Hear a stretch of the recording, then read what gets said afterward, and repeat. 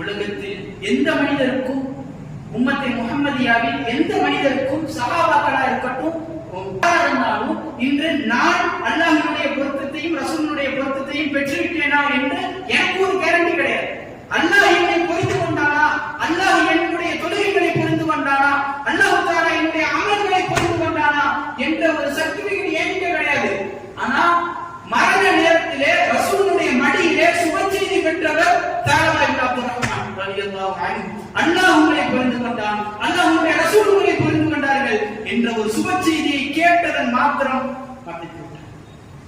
அவர் அந்த மலையில உட்கார்ந்து செஞ்ச துஆ எவ்வளவு அற்புதமாக கபூல் செய்யப்படுகிறது. ரசூலுடைய மடியில் மரணம், ரசூலுடைய நாவில் சுப செய்தியுடன் மரணம். யாருக்கு கிடைக்கும்? அப்துர் ரஹ்மான் பாவமன்னிப்பு தேடினா தன்னுடைய மகத்தான ஒரு மரணத்தோடு கபருக்கு சென்றார்.